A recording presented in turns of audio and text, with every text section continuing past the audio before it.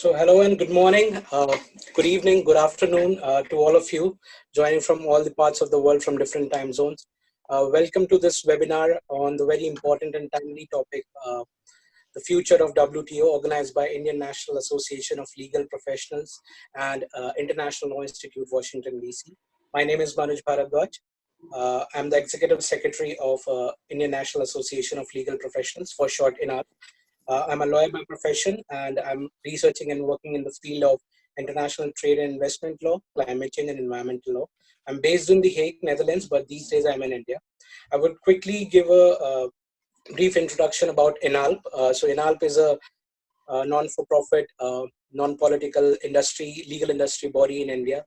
It has started in 2019, and we are a membership-based organization, partnering with various institutions across the world for the capacity building of Indian professionals and also other fellow professionals in India and around the globe. We have a lot of international divisions, and a lot of experts from various international jurisdictions have joined us as our members. So you all are more than welcome to join us as members. And during these difficult times, I hope you and your family are safe, and I wish you all good health and everything. So about this webinar, about the participants, I would like to mention that we have received a very overwhelming response of more than 400 registrations, and which includes government officials from around 6 countries, Indian, US, UK, Botswana, and I think 2 more countries.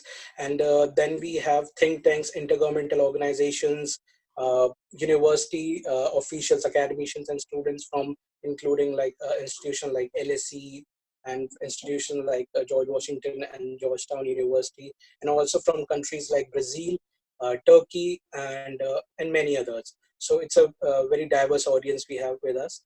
So for next hour or so, our expert speakers will be examining the implications for international trade, regional trade agreements, WTO's appellate body, dispute resolution system, free trade agreements, and briefly the India-US trade relations. And for this webinar, we have a very diverse, high-profile, and knowledgeable set of speakers. I would quickly tell you about the speakers. So we have with us Mr. Marc Linscott, who is a very senior former US government official, who has worked in many roles with the government for more than 35 years, if I'm not wrong. He was the assistant USTR for the USTR is basically US Trade Representative Office. He was there as an assistant USTR for South and Central Asia and for WTO and multilateral issues. He has a good experience working with his Indian counterparts, and he has played an instrumental role in the bilateral policy forum with India. He is now a senior fellow with Atlantic Council, and also a senior advisor with the Asia Group. Welcome, Mr. Marc. And with us, we have Dr. Arthur Appleton, who is the founding partner of international boutique law firm named Appleton Love, working in the area of international trade. He has co-edited a major work on WTO, which is being described as the Mercedes S-class among the books of international trade. He represented in the appeal of the celebrated shrimp turtle case. He represented India. So he has a huge experience working with India, and from Indian perspective and from international perspective, he can do a lot of inputs. He's also a professor at World Trade Institute in Bern, Switzerland, and he regularly teaches at Indian Institute of Foreign Trade in New Delhi. Then we have with us Dr. Aniruddha Rajput, who is who's an advocate at the Supreme Court of India, and currently is the member of United Nations International Law Commission. He was the chairperson of the drafting committee of the International Law Commission at its 69th session in 2017. He advises and appears on behalf of various states and private entities before different international courts and tribunals.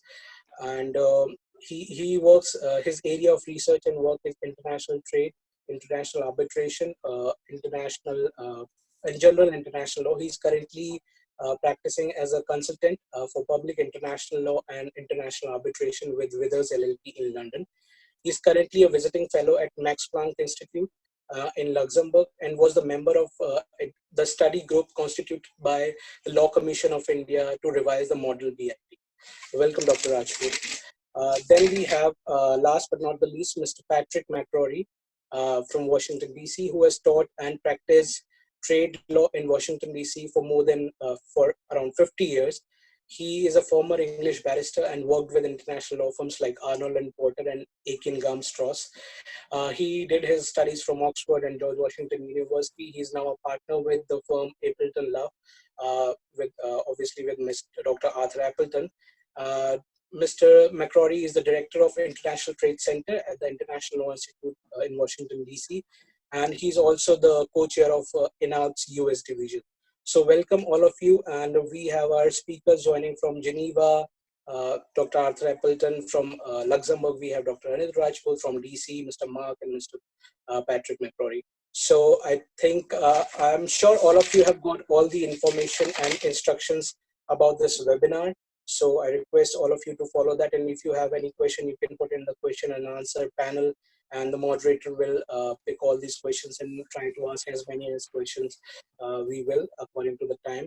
And I believe that this webinar will be an informative and stimulative discussion on the future questions of also come up with future questions about the evolving state of WTO and also the international trade broadly.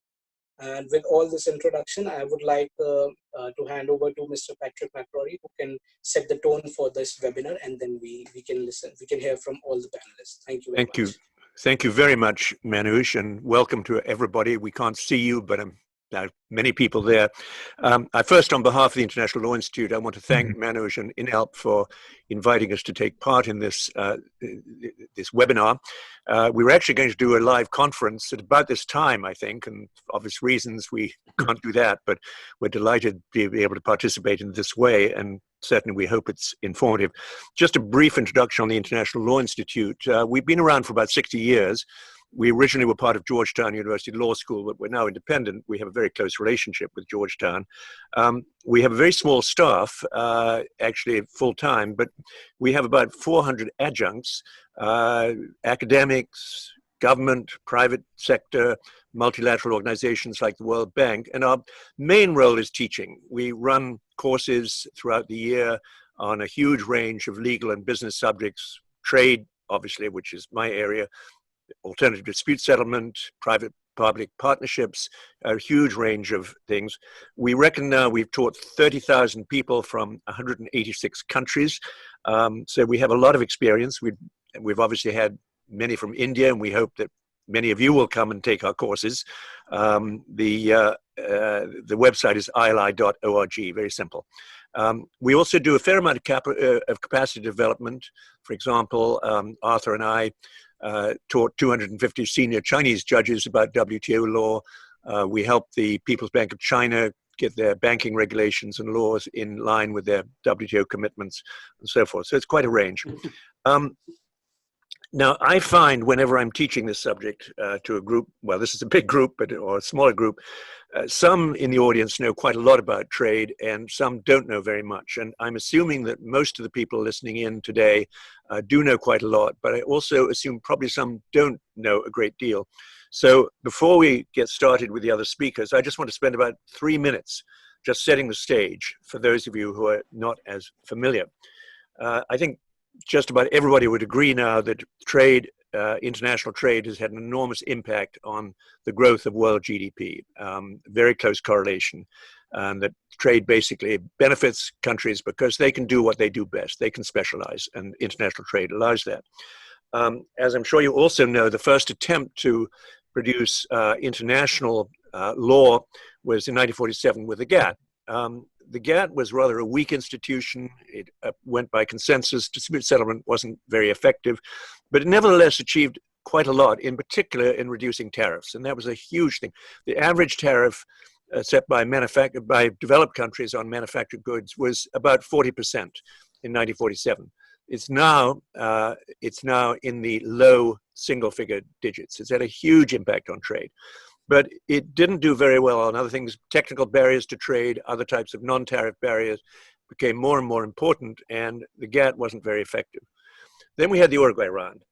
completed in 1995. And that, I think, was an extraordinary achievement. 100 or more countries got together and they greatly strengthened the institution. Very effective dispute settlement, which we'll talk about in some detail, an attempt to deal with non-tariff barriers, bringing in intellectual property and services which had not been covered before.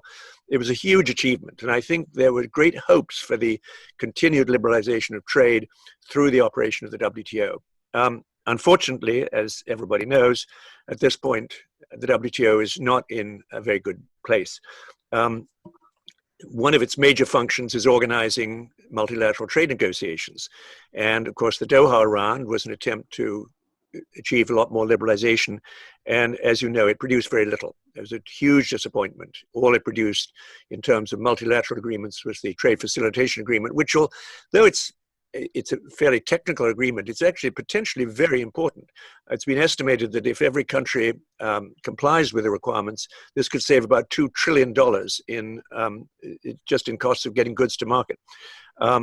So one of the questions that we'll address, and I think Marc will talk about this, what do we look for in the future, for the WTO in terms of liberalizing trade? Will we just have plurilateral agreements signed up by those countries who want to sign, or will we have another multilateral round?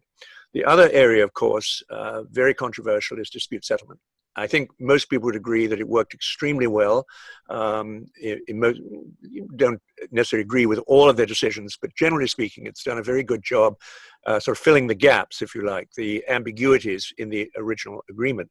But as you also know, it's now broken down because the United States, which is unhappy with a lot of the ways in which the appellate body has operated, and they're not the only one. Other countries, and it's not only the current administration, the Obama administration had some real concerns. And at this point, again, as I'm sure everybody knows, the US is blocking appointments to the appellate body because those have to be by consensus, so any one country can block it. And at this point, the appellate body only has one member. It needs 3 to operate, and so it's not functioning. So basically, dispute settlement for the moment has completely broken down, and Arthur's going to address that after Marc. And then Dr. Rajput will talk about regional trade agreements, and obviously we'll take plenty of questions, and I know we've had many already. So I'm now going to turn it over to Marc to talk about the WTO in general, and so it's all yours, Marc. Thank you, Patrick, and thank you, Manoj. And it's great to be with all of these panelists. We had several prep sessions in recent days and have already had provocative discussions. So I've been looking forward to the event today. Patrick, you touched on a lot of this already in terms of history. I'm a huge fan of history, and there's a very rich history to the multilateral trading system. So I would like to provide a little bit of context with that. Going back to the creation, as you noted, in 1947, there were negotiations on a new international trade organization. This was in the wake of the devastation of World War II in terms of lives and economies. We had a new international order being established with the United Nations, the Bretton Woods institutions, IMF, and World Bank. And on trade, as a complement, there was a negotiation agreement on an international trade organization. Now, the ITO never came into force. The US Senate never ratified it. So the fallback, the default, was the GATT, General Agreement on Tariffs and Trade, which was always intended to be an interim arrangement. In fact, it became the permanent, the permanent organization on multilateral trade. Over the years, negotiations in the GATT were conducted through so-called rounds, not squares or triangles, but negotiating rounds. The first ones were in charming European cities like Geneva and Annecy in France and Torquay in the UK. These were strictly tariff-cutting affairs, and in fact, leaving out large areas of trade like agriculture and textiles. Moving to the more modern era of the multilateral trading system, the rounds grew in size, really going back to the Tokyo rounds in late 1970s. The negotiations spread a bit beyond tariffs to address certain rules areas like subsidies, like technical barriers to trade. The conclusion of that round led to agreements in the form of plurilateral codes. They were referred to as the multilateral trade negotiation codes, but these were plurilateral in the sense that individual countries could choose to adopt and implement those. They did not necessarily extend to the entire GATT membership. The next round was the Uruguay round. Patrick referred to this. It was the biggest ever. It had a huge agenda: services and intellectual property rights, bringing agriculture and textiles into the mix. And it was conducted as a single undertaking. And this concept essentially involves the idea that no one area could be agreed unless all areas were agreed to provide trade-offs among all of the areas of negotiation. It was a very hard undertaking, the Uruguay round, but ended in success and with creation of the World Trade Organization and a new system of dispute settlement. Subsequently, and this was in 2001, just post 9/11, countries in the world wanting to come together, there was launch of the Doha round. And this was done very much in the image of the Uruguay round, a very big agenda, a single undertaking negotiation. And frankly, I think this, in retrospect, was probably a fatal mistake. There's been no conclusion of the Doha negotiations. In recent years, there's been some debate about whether the Doha round is still a going concern.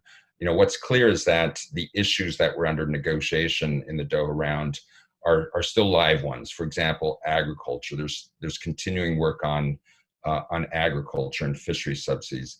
But I think it's safe to say that the Doha round itself is no longer a going concern. This became clear in 2013 with a ministerial conference in Bali. There was one-off agreements on trade facilitation. Patrick referred to this, also on public stock holding for agriculture. What this meant was the death of the single undertaking. By pulling out certain areas and reaching agreement on them, the whole concept of a round with multiple issues and trade-offs really was lost. Subsequently, in Nairobi in 2015, there was no agreement to extend, to reaffirm the Doha mandates, effectively a reflection of the Doha round being dead. And then the most recent ministerial conference in Buenos Aires in 2017, we then had the Trump administration in place. Frankly, it was a bit of a dud of a ministerial conference, and there were clear signals from the Trump administration that it had some new approaches to the WTO. So this takes us to where we are now. There have been perceptions of crisis. The appellate body is non-operational because the United States has blocked appointment of new judges. There have been difficulties in negotiating new agreements. That said, there's been active work, and the United States has been very involved in this on e-commerce, a plurilateral initiative on e-commerce. There have been continuing negotiations on fishery subsidies, an active debate on special and differential treatment for developing countries. There had been a ministerial conference planned for this June in Nur-Sultan, Kazakhstan. Frankly, as tragic as this has been, as disruptive as it has been, the COVID-19 crisis, a silver lining has been that the ministerial conference in Nur-Sultan has been canceled. There's an expectation that it won't take place, not clear where, until sometime in 2021. It may even be late in 2021. And that is good because I think it was likely to be a ministerial conference that would be dramatic and resulting in virtually no new agreements. We've had those situations in the past. We had Seattle in 1999. After that, we had Cancun, which was a bit of a blow up. And I think Nur Sultan was going to be of that nature. Just a few key takeaways to conclude. First, the WTO members, we all need to learn from the past, but we cannot live in the past. There have been some bad habits developed over time. There's been lots of experiences to draw on, but bad habits in many respects. COVID-19 certainly has focused minds. It's a once in a several generations moment, and looking ahead, this truly is a moment for doing things differently and focusing on reform. Secondly, it's important to be creative. Where possible, reach multilateral consensus agreements. Ideally, that would be with respect to fisheries subsidies, although that's been a very difficult negotiation. Plurilateral approaches are extremely important, whether it's e-commerce, potentially in areas like good regulatory practices. Plurilateral can be multilateral if it's done within the WTO. And we already have the experience of the Tokyo round during the GATT. Thirdly, leadership matters. And that's where I think the organization has been lacking in recent years. We do have the situation in which that the U.S. has de facto made the appellate body non-operational.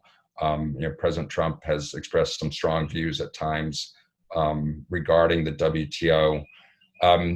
India, frankly, I think has been at times stuck in its positions in the WTO. It's been a bit ossified in those positions, generally seeing issues in the WTO as pitting developed countries against developing countries. And frankly, I don't think that this is the most relevant approach to take going forward in terms of reform. China, hugely important. Frankly, I think a bit opportunistic with respect to the multilateral trading system in the WTO. It talks the talk. I'm not sure that it walks the walk in terms of really being interested in new multilateral agreements that lead to new commitments. The European Union, it has its own existential crisis with Brexit and otherwise, and it's difficult for the EU to exert leadership in the WTO at this point in time. So it's been lacking, but it's very important that there be renewed efforts to lead in the organization. Just to conclude, my last 2 years at USTR I was not doing multilateral, I was doing bilateral. And most of that time was spent with India. We were negotiating a bilateral deal. This was in the context of GSP review that still hasn't been struck, despite my departure. But that experience bilaterally has been a very positive one in terms of building up relationships between USTR and Indian counterparts. And I'd like to see over time that the relationship on trade becomes stronger, the relationships, the personal relationships become stronger, and there might be opportunities in the future multilaterally for the two sides to collaborate. They've never done that in the past, and ideally we can have a moment when that can happen in the future. Thanks. Can I just ask one follow-up question about plurilaterals? Sure. I think some people overlook this, that plurilaterals actually benefit the non-parties, because take the Information Technology Agreement, the mostly developed countries, and they agreed to eliminate tariffs, but through the MFN principle, they presumably have to apply zero tariffs to imports from countries that are not part of the plurilateral. Is that correct? Yeah, no, that's absolutely right. A plurilateral that's done on an MFN basis, and the talk of plurilateral approaches which predate certainly the current U.S. administration, go back to the time after Bali. Plurilateral agreements that are done on an MFN basis, whether it's cutting tariffs, like the ITA, the Information Technology Agreement. There had been talk about doing about doing agreements on rules areas. And e-commerce, the plurilateral there is likely to be of that nature and likely to be MFN. There's a free rider issue for those who don't join in, but those who don't join in do enjoy the benefits in terms of a group of countries taking on certain disciplines that can benefit all. There is one category of non-MFN plurilaterals, and that's the Annex 5 agreements. There's only one significant one. That's the government procurement agreement. In fact, early in my career, I was the U.S. negotiator on government procurement. This is a non-MFN agreement, and it's in an area that was accepted from the original GATT, government procurement. So there is discrimination between those that are in the agreement and those that are not in the agreement. Frankly, there's discrimination even for those that are within the agreement. It's a very reciprocal agreement, but that's the exception. I wouldn't predict a lot of future Annex 5 agreements. It requires adoption by consensus by all WTO members, and that's just not a likely scenario. Thank you very much. Arthur, do you want to take us to dispute settlement? Thank you, Patrick. Thank you very much. And thank you, Mark, for such a good introduction. I want to begin, of course, by thanking the Indian National Association of Legal Professionals and the International Law Institute for this very kind invitation. I'm sorry that we're not in India to present this program, but as whenever I'm in Delhi, I always gain at least 1 kilo. It's probably a good reason to be back in Geneva. I'd like to begin by following in Mark's footsteps and talking a little bit about history. As I tell my students at Johns Hopkins, those who do not understand history are condemned to repeat it. And I think that's very true with the WTO. I think Santiana was right when that comment was made. The WTO dispute settlement system arose because, as Patrick rightly said, portions of the GATT agreement were quite weak. And the major weakness in the GATT agreement was that dispute settlement worked by consensus.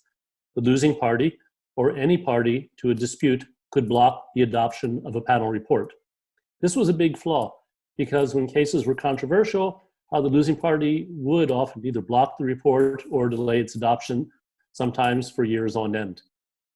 One of the big accomplishments in the Uruguay Round Agreement was changing the rules of the dispute settlement system, developing what we call a reverse consensus, where all members would have to agree by consensus to block the adoption of a report. In other words, there was automaticity. Panel reports, appellate body reports were automatically adopted unless, in all cases really.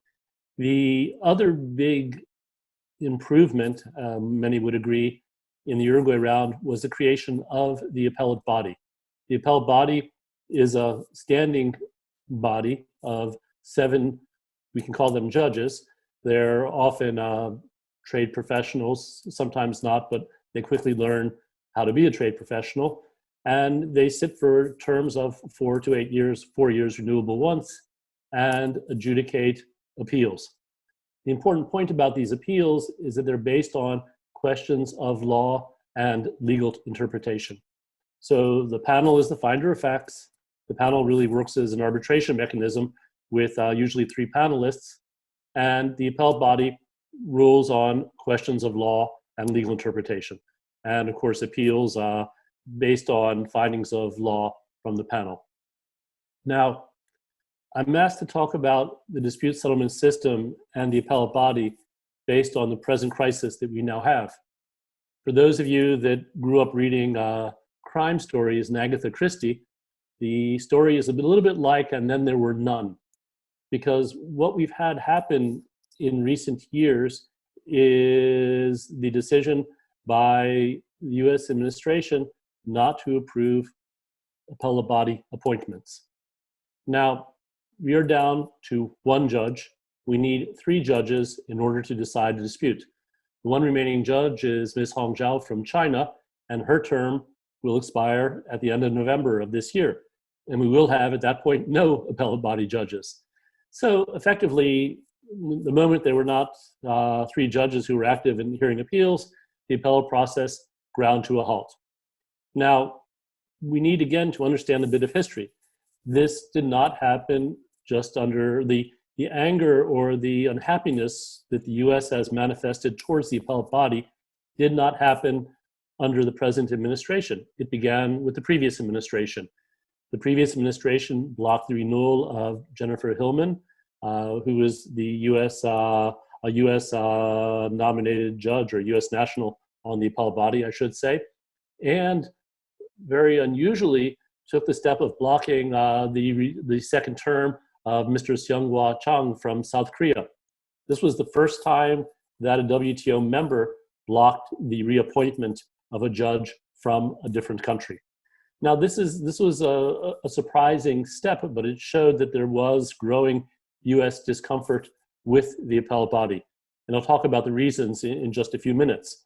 The point that you need to know for the non-professionals here is that the judges are agreed by consensus, the appellate body appointments. So technically, one member can block the appointment or the reappointment of a judge, and the US has exercised this right. The unusual part is normally the members tend to agree on appointments that the US has put forward, that the EU has put forward. This is handled behind the scenes before the formal process. So we're in a situation where the appellate body, the ruler on questions of law and legal interpretation, no longer exists. And this has resulted from a variety of reasons. Probably the point that should be made is that while the US has been most active in its criticism of the appellate body, the US has also brought, I would say probably almost in most of the cases, or many of the cases, to the appellate body, and they brought many cases before. They've appealed many decisions, I should say, and they've won most of their appeals. So the US has been a beneficiary of the appellate body system, but they've lost key cases in the rules area, in the anti-dumping area, in particular cases involving a methodology that Patrick can better tell you about than me, and that is zeroing when it comes to anti-dumping measures. Patrick made his career in anti-dumping and knows all of these intricacies. So the US was unhappy with the zeroing decisions of the appellate body, and also I think some of the subsidies decisions involving China. And this came, of course, at a time when certain traditional industrial sectors that have often benefited from anti-dumping duties, like the steel sector, were facing renewed competition from abroad. So there are probably some industrial policy reasons, aka protectionist purposes, behind the dumping measures, not just of the United States, but of many other countries as well. And maybe Patrick can add to that. Now, we need to realize that one of the big complaints that the US has made, and I'll go through the list in a minute, is that the appellate body has gone beyond its mandate, has created new rules, to use the non-law expression, that it has interpreted the rights and obligations in a way that have expanded the rights. Now, this may be true, and I do have some problems with appellate body decisions myself, but in one area, of course, in the famous shrimp case involving India, rights were created in the US favor when it supported the submission of amicus curiae briefs to the appellate body and to the panel. And that was an instance where rights were created at the behest in part of the United States. So what goes around comes around. Everybody can benefit from questions of interpretation. Patrick asked before the session began a question on anti-dumping and whether new rights had been created. And I answered the question by saying, well, it's a question of whether you've won or lost. If you've won the case, then it's obviously just an interpretation. If you've lost the case, then it's a question of new rights being created. So I think there is some flexibility here. Now, we have to realize that trade agreements are made by negotiators. Lawyers come into the process usually much later, and negotiators have to compromise. They have to reach an agreement, and often textual language is left vague. Many of these agreements illustrate that. For instance, the TBT agreement, where the US also finds some fault.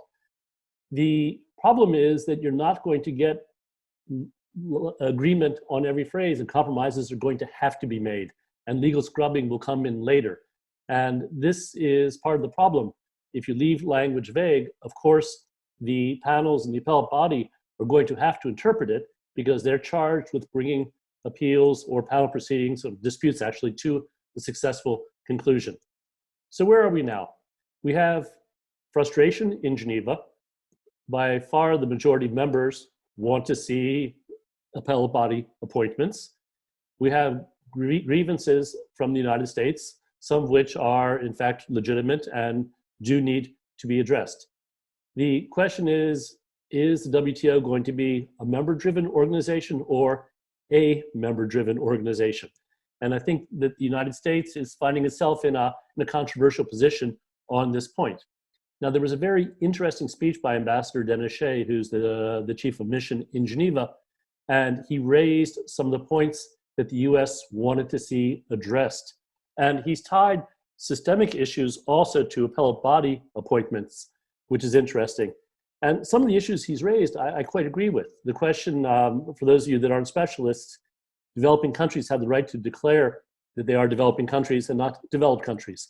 And that entails them to certain benefits. This is a provision or a practice called self-selection or self-election.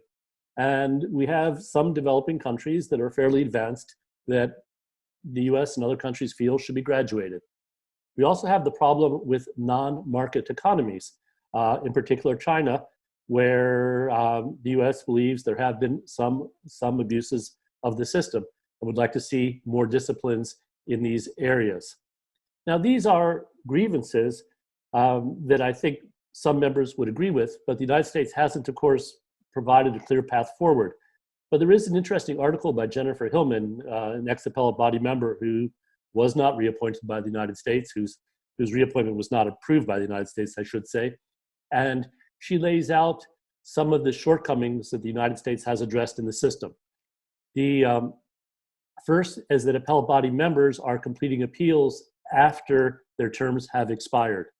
This doesn't particularly bother me because they are the ones who know most about the particular appeals, and it makes sense that they complete the work as long as they have been involved in from the very, very beginning.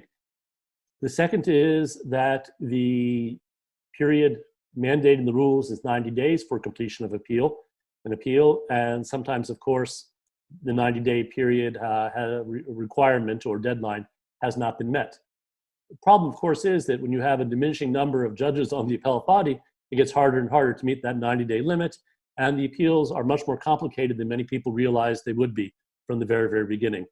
Third, the question of whether the appellate body has strayed from just looking at questions of law and legal interpretation to questions of fact. Fourth, whether appellate body decisions are being treated as binding precedent. For you international lawyers in the room, you know that international law does not respect stare decisis like many common law countries do. The decisions are supposed to be indications of what a court would do, but courts, in order to maintain legitimacy, often try to be faithful to previous decisions, and the appellate body has, to a large extent, done that. So the United States objects to the binding precedent. This is particularly a problem when you've lost cases on the same subject over and over again, like zeroing, and they believe that the appellate body has overstepped its authority by creating new rights and obligations. And these issues have been well articulated by the United States. The DSU chair, Ambassador David Walker from New Zealand, has put forth a proposal that would address each of these points. I don't intend to go through it in detail. It doesn't make much sense to do that.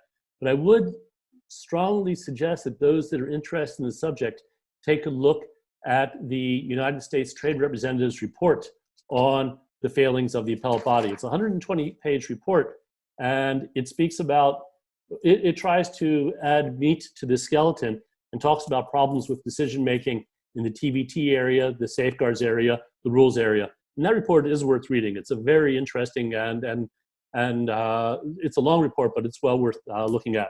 Now, ways forward. The European Union has put forward a proposal, and that is to have a system of binding arbitration under Article 25 of the Dispute Settlement Understanding. And I think what's important to realize is that not only do we have the 28 at the time, members of the EU supporting this, we also have 16 other countries, including Brazil, Australia, Canada, Chile, China, Costa Rica, important members, New Zealand, Australia, of the WTO, Singapore, and others supporting this proposal. So that's a total of 40 countries that are interested in finding an alternative way forward, which to some extent risks marginalizing the United States if this happens, because the United States would be outside that system. My closing point that I want to mention as well is that the Mexico on 5 March introduced a proposal with 121 members in support, trying to reinvigorate the appointment process, but the US is opposing this proposal. But this means that we have 121 members that would like to see appointments begin again at the appellate body level. Let me just say one word, because there is an elephant in the room, and we've had a couple of questions on the question and answer session already on coronavirus. And that is that right now, meetings have been suspended at the WTO. People are talking using Zoom and WebEx and other voice over internet systems. So discussions are proceeding, but not in the formal setting at the WTO. There have been instances where staff members, secretariat members have come down with the virus. Geneva is being very affected by the coronavirus, and Switzerland has one of the highest per capita rates in Europe. So face-to-face negotiations, to the best of my knowledge, have been suspended for the time being. Thank you very much, Patrick, Manoush, and everybody, and we'll look forward to questions later on. Yeah, before we turn to Dr. Rajput, I just have a couple of comments and questions on dispute settlement. The dispute settlement understanding specifically says that the dispute settlement may not create new rights and obligations. The purpose is to try to interpret the existing language. This is the biggest concern of the US. This is the thing they're attacking, and it mainly involves zeroing. And I'm not going to get into the complexity of zeroing, but it is essentially a mathematical technique which results in higher dumping margins. The US says there's nothing in the agreement, the anti-dumping agreement says we can't do it, and therefore we can do it. Now, interestingly, the first attack on this was actually by India against the EU. And India persuaded the appellate body that this was in fact not fair, because the US says there's nothing that says we can't zero, and therefore we can. The appellate body said, yes, but wait a minute, the agreement says that the price comparison must be fair, and in our view, this is not fair. Question is the appellate body creating a new right or obligation, or is it simply interpreting the word fair? And I think that's a very difficult question. I don't know the answer to that, but that's really what this whole, there have been a huge number of cases against the United States on anti-dumping, and about 20 of those have involved zeroing. That is the single most, the most debated and disputed thing. The other question I have is, and a lot of people have been debating is, what is the US goal here in terms of the dispute settlement process? Because I find it interesting. They've raised a whole number of objections, which Arthur has gone through, but they haven't come up with any proposed solutions. They're just saying this is wrong. Other countries, as you said, have been coming up with solutions, and there's no engagement at all. So the question is, do they really want reform, or are they really out to really delegitimize the WTO? And I think that's a very tough question to answer. There's a view, as you probably all know, the USTR, Robert Lighthizer, represented the US steel industry in trade remedy cases, and many of which went to the appellate body, or went to the WTO and the appellate body, and were lost by the United States. But I mean, do you have a view on that? What's the US goal here? I am smart enough in Geneva not to speak on behalf of the US government. So I wonder myself what the US goal is. My feeling is that the US would gain credibility by putting forward a proposal if it's serious about reform of the appellate body. This may be an issue that's going to have to wait until the next administration. I do not know. And I'm certainly not going to speak on behalf of the government on such a question. I agree on your first question that it's very, very difficult to interpret the anti-dumping agreement or any agreement that in a way where you're not creating new rights or obligations if you disagree with the interpretation, if you understand what I'm saying. I don't, that's what courts do. They look at language and they reach a decision on what that language means. In the United States, we tend to look at legislative history. That's not the approach that international tribunals tend to follow, unless under Article 32 they have of the Vienna Convention, they have a reason for doing so. So we are in a difficult situation. The U.S. Congress, of course, has been a big supporter of anti-dumping legislation. And I think this puts the executive branch and the USTR in a somewhat difficult position. And when the appellate body rules consistently against the United States on controversial cases, just like when the appellate body ruled against Europe on the hormones case, it puts the governments in a difficult position. Yeah. And they do tend to react. But there's sauce for the goose is sauce for the gander. The U.S. has also benefited in certain cases from these interpretations. Well, take the Airbus case. We won't be able to enforce the Airbus, the penalties against Airbus. Yeah. Mark, do you have any views on the U.S. View on the WTO? Are they do they favor some reform, or is it bigger than that? Mark? Yeah. Well, first of all, I want to correct something I said before. I'm embarrassed that I referred to Annex 5 versus Annex 4. There is no Annex 5. The government agreement is Annex 4. I mean, I actually answered one of the questions from the audience on this. There's active debate about what is the objective of the United States and USTR, and there's some speculation, not necessarily informed, about whether the actual objective is to go back to the GATT system, which leads to circumstances in which panel reports are not adopted. It was a flawed system. It worked okay during those GATT years, but the WTO system was seen as a huge improvement. That may be the objective, but I don't think any of us can speculate on that in a very informed way. In terms of reform, I do think that there are many on the U.S. side who would like to see new agreements in the WTO. I mean, certainly the commerce plurilateral negotiation is one in which the U.S. is leading. In fact, that's an interesting one because it, in some respects, pits the U.S. and allies of the U.S., including Japan, and there's some shared interests with the EU, although some differences as well, against China, which has a much less ambitious expectation in terms of e-commerce. Fisheries subsidies is another area. I mean, the U.S. has been a leader going back to the Clinton administration and through the Obama administration, I think continuing in the Trump administration in terms of getting a strong agreement on fisheries subsidies. Okay, thank you. Now, Dr. Rajput, you've been waiting very patiently, so your turn. We can't hear you. Can everybody hear him? Yes, I think now. There we go.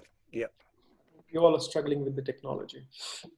Thank you very much. I would like to begin by thanking INLAP and ILI for allowing me to be a part of such a distinguished panel. So it's a pleasure to be here and to see such a large number of participants. What I intend to do is I would be trying to look at the future of WTO from the prism of free trade agreements.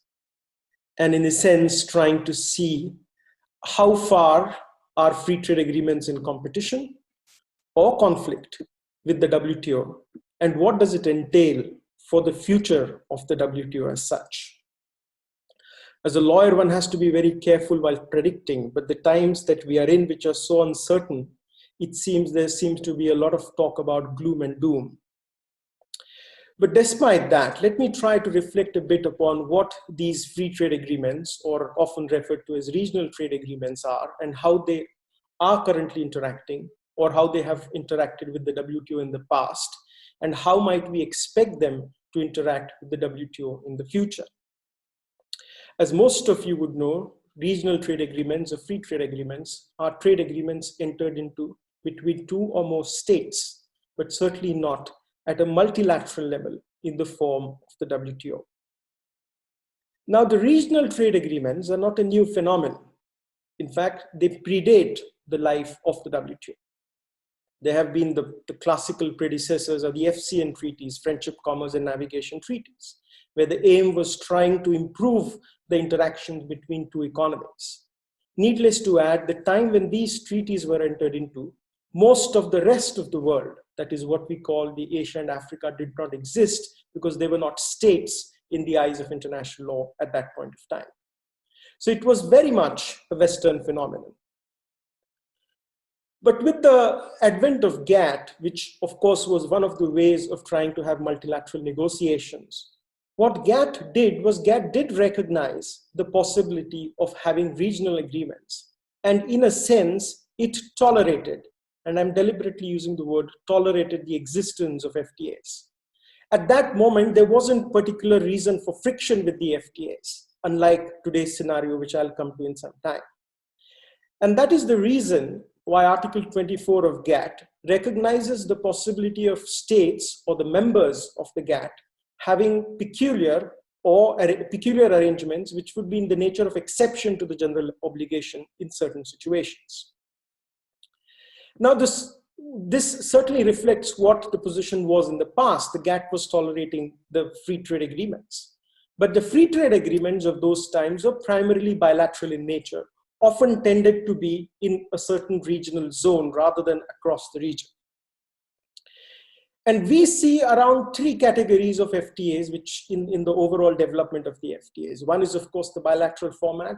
The second is what we could call the regional FTAs, where countries of a region form some sort of a trade agreement. If we look at the history of the EU, the EEC was nothing but a form of a regional trade agreement. So we did have that kind of trade agreements, but the times that we are in today, we are seeing what is called the mega FTAs. Because these FTAs are not just between two states. These FTAs are not just between between countries within a certain region, but these are FTAs which are going across the region, across continents, and trying to develop some sort of stronger linkages between the states who are becoming parties to these FTAs. And the classical case in hand was the TPP, which was supposed to be one of the largest transatlantic partnership, which the name itself represents, that it is going beyond the oceans and trying to have a much global approach in terms of the formation of an FTA. Although it failed, and what we did see was the CPTPP. That is an arrangement where 11 states decided to exclude the United States because US did not want to enter the TPP and have their own format in the form of the CPTPP. And there is a lesson here that if United States is unwilling to provide leadership, or if United States is acting in a disruptive manner, other states might be willing to carry forward with their respective agendas, which is a large difference as compared to what the situation was in the past. And that also reflects, if I may step back from the trade law perspective and look at broader international law and international relations, we have come to a scenario where we don't have a single hegemon who's driving the process. And one of the high points of the Washington Consensus, what couldn't be achieved in the form of the International Trade Organization, but was achieved in the Uruguay rounds, was the US leadership, which is often criticized in the academic circles, and rightly so, as a hegemon driving the entire treaty-making process. The situation, the political situation we have today, is not just a bipolar world, but a multipolar world, where we have several stakeholders who have much stronger influential role and trying to create a network of smaller and less stronger states around themselves, which really creates a problem for any kind of a multilateral negotiation. Not just at the WTO. If you look at the UN has not been negotiating anything for more than a decade now. The only treaty which it is currently negotiating is the BBNJ, Marine and Biological Resources Beyond National Jurisdiction. What does it reflect overall as the international scenario is a treaty fatigue. A fatigue in terms of states about willingness to have multilateral negotiations, which does apply to a great extent to trade negotiations as well. And it strengthens the unwillingness of states to go for a multilateral negotiation is because they're finding an alternative in the form of free trade agreements. And I just explained how the nature of free trade agreements, how the number of participants, how the regions of the participants has transformed over the years.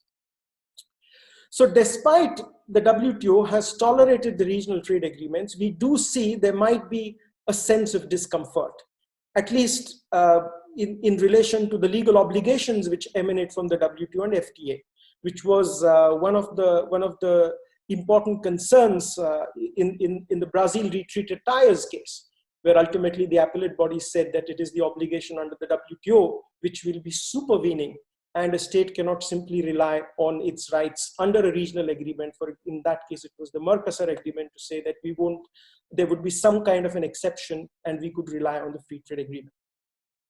So on the dispute resolution front, there's certainly superiority of the WTO or superiority of the dispute settlement body, which in a sense reflects the ethos of Article 23 of the dispute settlement understanding. So now when we look at this spurt or increase of the free trade agreements, how do they really tend to be in conflict, or how they might potentially conflict with the WTO is what I would like to briefly touch upon. I would not say that or rather it's very difficult to say what is the ultimate future of the WTO. But what does represent, or what could be seen, is there is an erosion on various fronts due to this propping up of these free trade agreements. Let me start with the first one, or rather set them out first. As we understand broadly the structure of the WTO, it follows pretty much the same, the Rousseau's model of legislature, executive, and judiciary. Legislation is where states at the WTO get together and try to have new treaties. As has been said by my previous speakers, there is no further legislation happening at the WTO because there are no more new treaties. Will the approach which was adopted until now of trying to have several topics, several issues being discussed simultaneously, where everybody tries to have a deal on everything or nothing, will that approach work? It worked in the past, but it doesn't seem to be working after the Doha development round. At least that's the lesson that one can learn. There seem to be some discussions, I suppose, of trying to identify the low-hanging fruits and try to have some sort of treaties on that, some sort of a new agreement on that, rather than trying to deal with all the issues simultaneously. But if we look at that, so on the one hand, we have a complete gridlock in terms of new negotiations.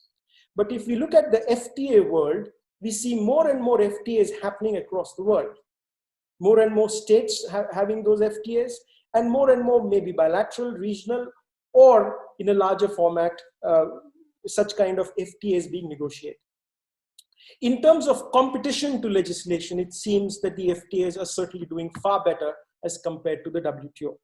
And there are, of course, inherent problems in terms of how much the flexibility, the possibility of reaching agreements much faster, trying to have a more focused discussion, because the number of parties negotiating an FTA is going to be much lesser as compared to those at the WTO. The second aspect is of the dispute resolution, on which Arthur has elaborated quite well. Of course, despite its fallings, every judicial system is bound to have areas where it would be criticized. If we look at the functioning of the appellate body, it has been overall convenient and overall praised by most of the states, if we exclude certain specific peculiar examples. The broad outlook seems to be far more sympathetic than one particular superpower. But what does it entail in terms of dispute resolution under the FTAs? Because FTAs also provide for a forum to dispute resolution. Now, what the FTAs do is they don't only provide a forum for dispute resolution, they provide a much broader array of areas that could go for dispute resolution under the FTA, as opposed to the WTO. And what comes to mind is, or the prominent examples come to mind, are investments in services. Because the negotiations on the FTAs on services and investments are far more advanced, far more serious obligations as opposed to those in relation to the existing WTO regime or what we could expect in the near future. So that's where these arbitral system, ad hoc arbitration provisions in FTAs might find favor. But what the problem is that we don't know how it is going to function in the future. It has not been tested. That is the first problem, although there have been some examples in some decisions. The second most important problem is consistency of findings of these arbitral tribunals. And what comes to mind is the example of investment tribunals. One of the criticism there is these tribunals, because they are ad hoc, are not consistent. And therefore, today there's a discussion, and that's an interesting paradox, in the field of investment law to replicate the system of the appellate body. That is, to have a true two-tier permanent dispute resolution system, whereas the discussion today in relation to appellate body is to trying to have an arbitration to substitute, if not the panel, but at least the appellate body system till the time the appellate body system is operational and functional. There might be demerits and merits in terms of the functioning of the arbitration before a tribunal constituted under the free trade agreement. It is quite possible that we may not see anything happening at the appellate body. States may go to the FTA and maybe in a decade's time realize that we were far better off in terms of our position at the WTO than at these arbitration proceedings. And one of the most important factors which really distinguishes the WTO as opposed to most of the other dispute resolution practices is that the states, if not controlling, have at least some sort of a supervisory function. I won't say supervisory, at least, or rather relaying their views opportunity, which states don't have in an arbitration proceedings. Through the DSU, there is a possibility of expressing a view about what states feel about the conclusions of the appellate body or the panel, which is not a possibility when it comes to any form of an ad hoc arbitration system. And that essentially is something which is not an attractive feature, but we have to really see how states are going to go into it. The last thing which is going to be distinguishing and problematic is if we do see that the WTO is withering or is reducing in terms of its functions and activities, we don't have an institution which is functioning in a centralized manner, which is extremely important when it comes to smaller states. Because smaller states can function effectively and collectively when they are in the framework of an institution, unlike an ad hoc structure where they are a part of a quid pro quo bargain where they may not be able to influence as much as they can influence in a multilateral negotiation. Now, having said that, we are indeed in a paradoxical situation and in a situation of flux. When we don't have the appellate body functioning, it is quite possible in those scenarios where states have FTAs in place, they may want to resort to the dispute resolution provision there, and thereby creating a competition to the appellate body if and when it becomes functional and effective. Now, let me briefly turn to some of the aspects which have been asked in the questions, and I think I should also touch upon India's role in the overall process. Now, if we look at the FTA, and I think the immediate reaction, immediate point that comes to mind is the reaction of India to RCEP. India decided not to join RCEP. India has given its reasons as to why it does not want to join RCEP. But behind the reason, it has a very important lesson. It reflects that India is willing to assert itself, which is a huge change in terms of the past. One might argue that it's an assertion in the negative sense, in whichever manner, but it does reflect that India is willing to assert, which it wasn't so much to come in the front and to make a point, unlike its past practice. But while it is asserting, the question is it positively contributing towards the international trading system or towards a bilateral trading system? And in terms of leadership, I do feel that India is in a state of transition, where until now it was seen as a rule taker. It is still to adjust itself to the changing geopolitics and change itself and bring itself to the position of a rule maker or a rule giver. And what comes to mind is really the example of the proposal made by EU in terms of reforms of the appellate body. India has certainly joined the group of rest of the states. But if we look, or if we critically ask, what are the original contributions or what are the policy issues which India has contributed, it seems India seems to prefer to sit quiet and see what's happening and then probably join the crowd or maybe direct the crowd. But the amount of leadership, let's say in terms of what America has provided until now, or maybe what China would want to provide in the future, India does not seem to be willing to provide it. And that is a part of the problem. And there's also a problem in terms of new thinking, in terms of, and not just within the government, outside the government in academic circles, in critical thinkers, there is a need for making more positive contributions and trying to get out of the whole third world approach, which has been one of the principal reasons for being India or Indian scholars to be essentially as criticizers rather than effective contributors. I do think now is the time for India as a country and Indian scholars and other academics to think more positively in the direction of these issues. The last point which I would like to touch before I stop is rather a very big point in terms of what would be the impact of COVID-19. It was asked by one of the audience and was directed specifically towards me. It's very difficult to measure the precise impact of COVID-19. Of course, the first impact is the negotiations would be further affected. And by which I mean not just the multilateral negotiation, but even bilateral negotiations would be further affected. But there's a much subtler and a nuanced point, and that is how are the economies are going to come out of this crisis. If the economies don't come out strongly, at least that's what is being suggested by most of the international organizations. It is suggested that it's probably India and China which might come out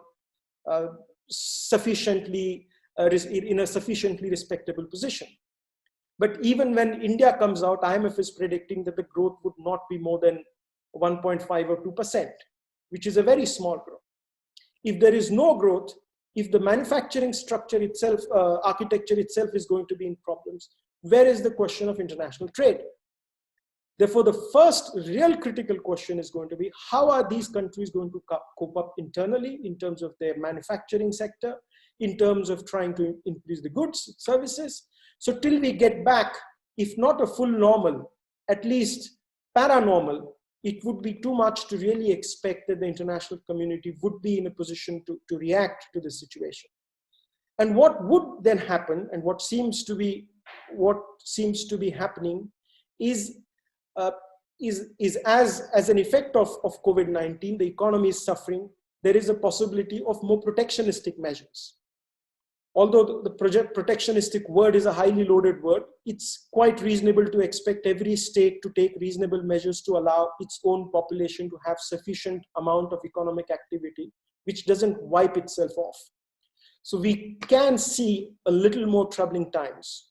So added to the competition of the free trade agreements, COVID-19 also poses a great deal of challenges to the future of the WTO. And I would stop there. Thank you. Thank you very much. Yeah, just one thought on Corona-19. It is likely in the long run to have an impact on value chains. Just in time may become enough time or plenty of time. I think organizations using value chains will try to set up more resilience, more diversity, rather than depending just on China, depending on other countries as well. Marc or Arthur, do you have any additional thoughts on coronavirus? Oh, am I muted? No. Can you hear me? Yeah, you're okay. The only thing I would add is that the WTO should have a very strong monitoring role at this point in time. There's a serious risk of countries turning to protectionism. And there might be circumstances that would justify export restrictions, for example, in extremely urgent situations. But there looks to be a trend that might even be more motivated by protectionists protectionist objectives. WTO should be monitoring this. It's asserted itself. Roberto Acevedo has noted the important role of WTO. The G20 has referenced the WTO in this context, although I don't think the WTO, the G20 has gone very far yet with respect to export restrictions. So that's a critical role that the WTO needs to play right now in the current COVID-19 context. Simon Evanet over at the University of St. Gallen has been following these export restrictions as well, and a lot of that information is publicly available. In terms of value chains, supply chains, I think we're going to see a shortening of the supply chains for critical products. People are going to want to bring, at least for medical devices, some of the production back home or to countries that are nearer, and trading in situations where protectionism is less likely to arise. So I would expect to see in Europe more emphasis on European value chains for certain products. I know in Switzerland, we've had trouble. Ventilators here, production was stopped because one particular component coming from an EU country wasn't available. Export restrictions have been imposed. And that was very, very problematic because that was hurting Swiss exports of ventilators, which were in need. So I do believe that, at least for critical devices, there may be some tendency to try to bring things closer to home. Yeah, I just want to go back for a moment to regional trade agreements and just ask a very fundamental question. I think it's fair to say there are two views on RTAs. One is that some liberal trade is better than none, and that at least you get liberal trade between a group of countries that are part of the RTA. And this may encourage them to liberalize further. It can sometimes provide a template for multilateral negotiations. The other view, espoused particularly by Dr. Bhagwati or Professor Bhagwati, is that they lead to regional trade blocs. And that was exactly what the GATT and it was designed to prevent. The empire preference, for example, and the so-called spaghetti bowl of complex agreements. Singapore, trade between Singapore and New Zealand is governed by 3 separate trade agreements with different rules of origin and so forth. Very complex. Any thoughts on that? Let me take a first stab at that, if I may. Please. My economist friends will not be happy with what I'm going to say, but I believe one advantage of regional trade agreements is that it is a lot easier to negotiate with a bloc that has negotiating competence, in this case the EU, than with 28 or 27 now individual countries. But one distinction we need to make, and it came up in Aniruddha's presentation, is that the WTO appellate body can only apply the covered agreements. It can't interpret or apply the Mercosur agreement or what comes from the RTAs. So the distinction Aniruddha made between the dispute settlement systems becomes very important. Now, one saving grace of many regional trade agreements is that the provisions are largely similar. Many of these agreements adopt the TBT agreement or the SPS agreement or similar provisions. So that prevents inconsistency between the multilateral approach and the regional approach from rearing its head. But I am a believer that with 164 countries negotiating in Geneva, reaching a future trade agreement is going to be very, very difficult, that regional agreements are going to continue to increase, and that as the world splits up into bigger blocks like the Africa Free Trade Agreement and the EU, Mercosur, what have you, maybe the hope of negotiating with these blocks will eventually emerge. Okay. Anything else, Marc? Yeah, my perspective is frankly a bit of an ambivalent one.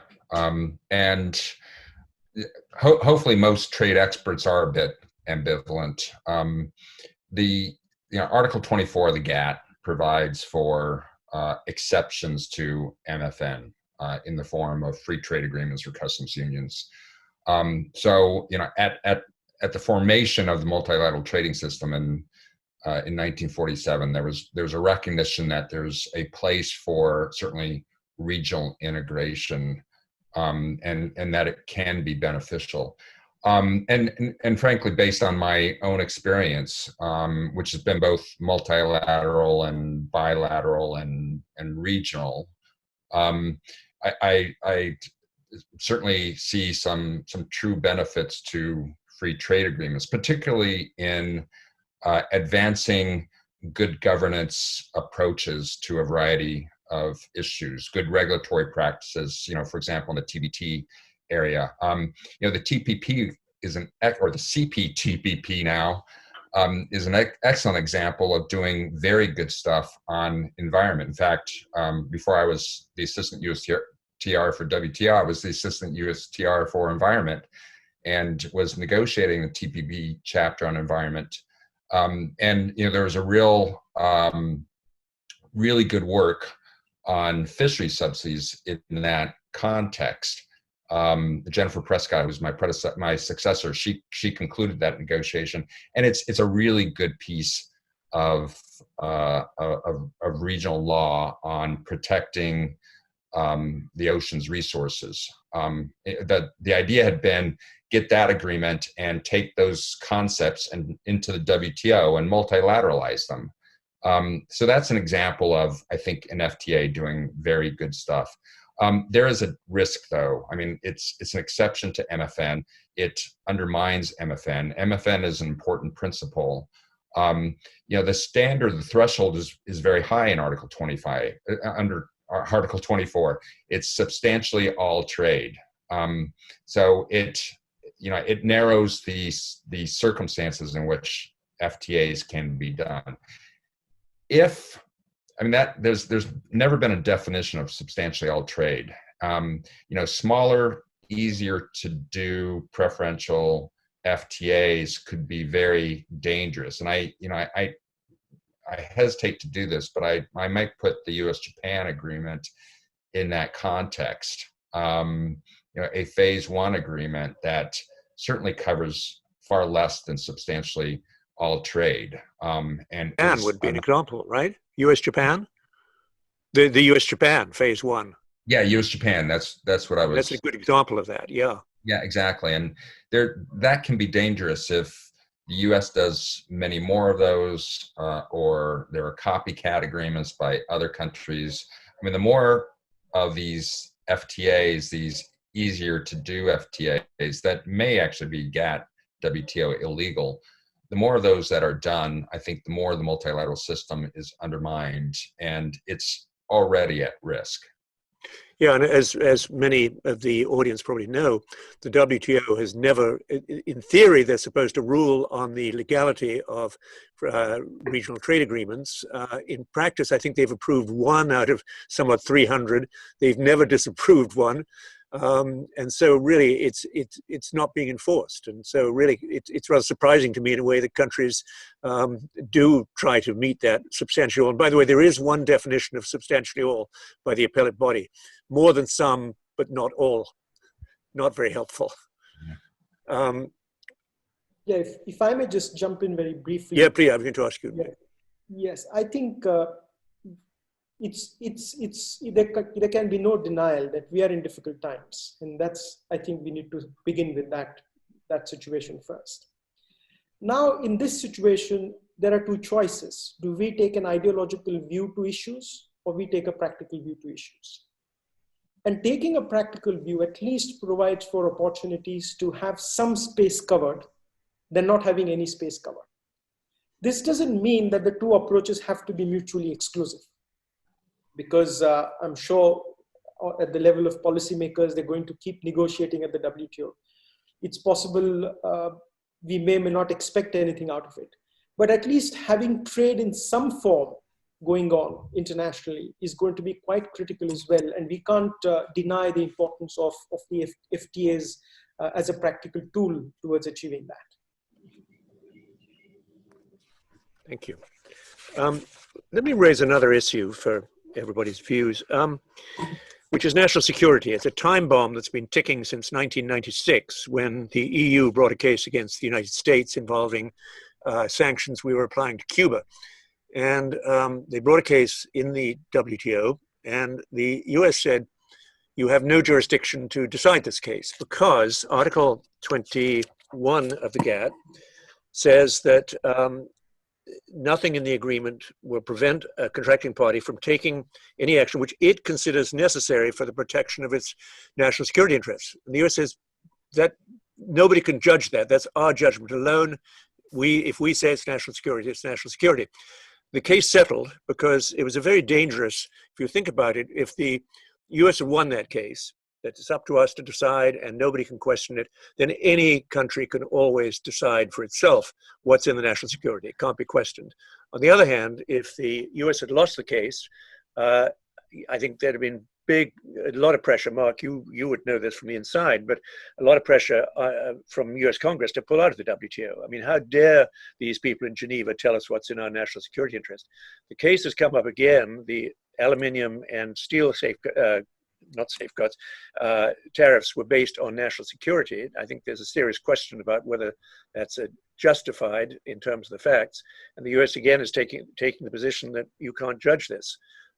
There's already been a case, Ukraine against Russia, where the panel said, well, we're not going to get into whether you consider it necessary, but it also has to be in time of war or other emergency in international relations. And that's something that we as a panel can judge. They decided in that case there was a war or a crisis. But it's a very, very difficult question. And has a panel been formed on the US case yet? Sorry, am I muted or can you hear me? You're not muted. Frankly, I'm not sure what the status is. Arthur, you might. I don't know what the status is either, but I do think that in the Ukraine-Russia case, it was quite clear, at least it came from my reading of the case, it would seem that they're quite willing to go into that area and determine what is in the essential security interest. They don't see it as self-judging. And Mark, what again, for somebody who's been on the inside of government, what will the U.S. reaction be if we lose the case? I mean, I know in a way it'll only be a panel, no appellate body, but what would be the reaction? Do you think there would be a lot of pressure for the U.S. to pull out of the WTO?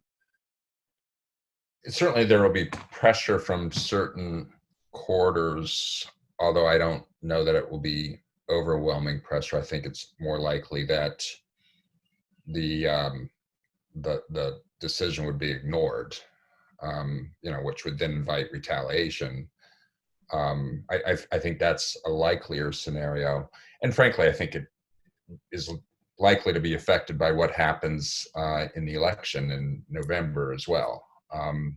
So we might have a new administration that takes a bit of a different approach to the WTO, although strongly with a view that essential security interests do need to be protected. And this is generally an area in which dispute settlement shouldn't venture. But I can imagine some different ideas on how to approach that depending on the election. Yeah, I mean, is there some sort of good faith requirement that you can't just willy-nilly? I mean, the example I use is suppose the US put a ban on imports of popcorn because soldiers need popcorn to fight effectively. I mean, anyway, that's now you raise a very good point. Shades of Swedish boots. Yeah, exactly. You raise a very good point, which we should discuss. What will the Biden administration, if there is one, and obviously we have no idea, but what would their approach be to the WTO and to trade generally? Would we assume that... Sorry, Mark, before we get there, can I make a very brief point? Can I make a very brief point on securities exception? Yeah, I'm sorry. Yeah, sorry. I fully agree with Arthur's interpretation, reading of the report, because it does say that it can't be a self-judging clause. But then the question is, would a panel like to address that issue? Would it be as broad as Patrick said, just trying to have general issues? My impression is, because looking at the practice of other courts and tribunals, and in particular what happened in Guyana, Suriname, there was a very similar security exception argument made. And then in PIL disputes, this is a far more sensitive issue than as it could be perceived in trade law.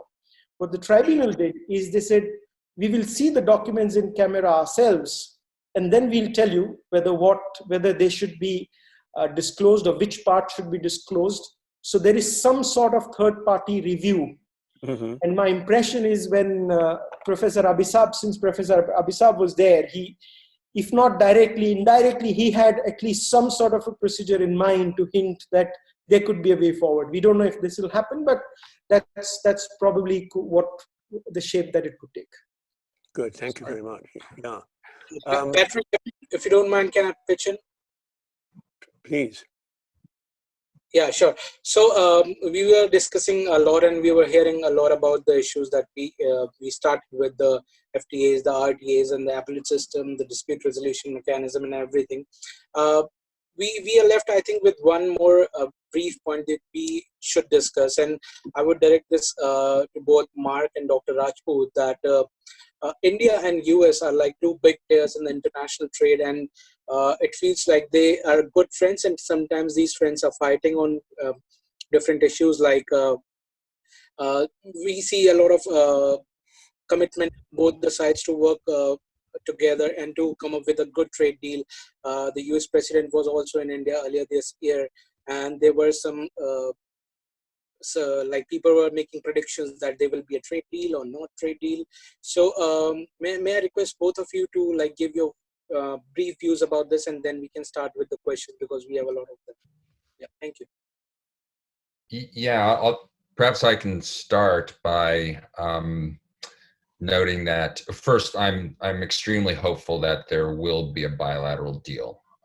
It wouldn't be a huge deal, but it would be unprecedented for the two sides to come together and reach a bilateral trade deal, and that's a good thing.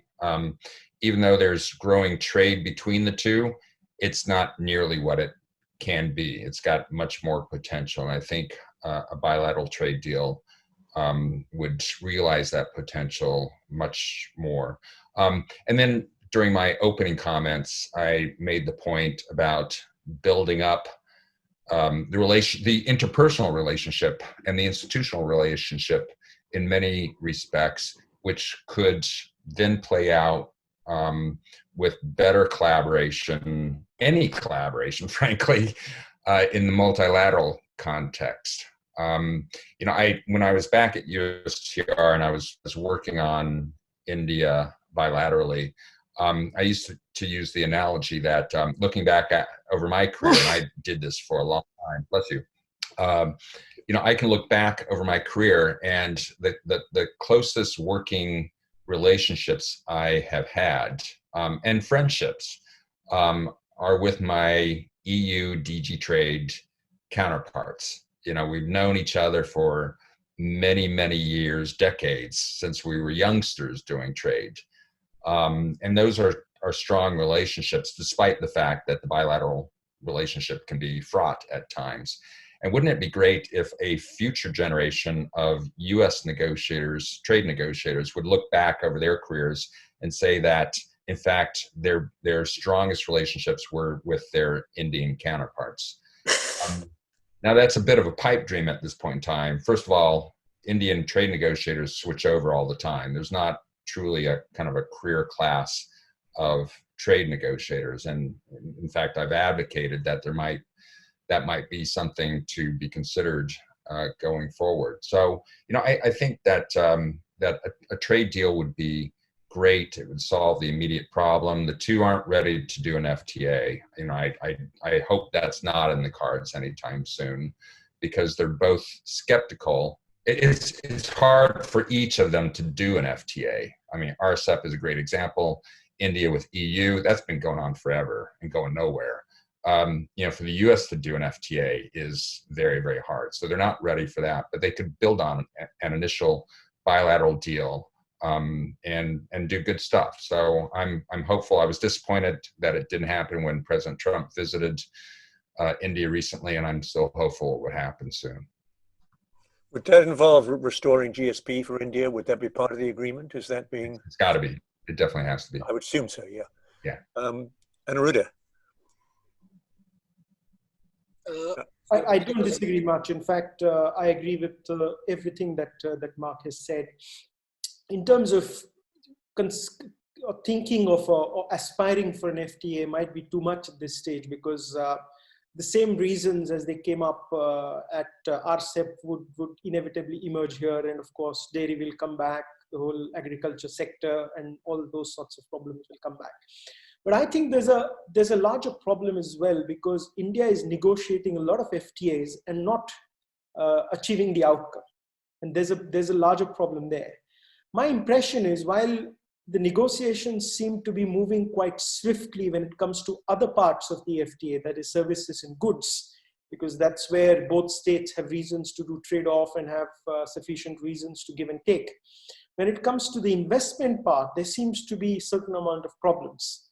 And a lot of those problems are probably emanating from the approach that India is taking towards its own model BIT. I can take a part of the blame because I was involved in its redrafting. But when we were drafting or redrafting it, we thought it as a model BIT. But I get the impression that some of the negotiators are treating it as something cast in iron and they can't divert from it, which creates a whole lot of problems in terms of flexibility and willingness to give and take and to arrive at an agreement. And my impression is that it is the trade limb which is dragging India in terms of several of its FTAs, not just with the USA. And of course, the complications with the US are far more. But I agree there has to be some form of an agreement, which really depends also, rather it flows from the kind of relationship that the two leaders are having. But we really have to see how it goes in the future, which might be in the form of some agreement, if not a proper full-fledged FTA.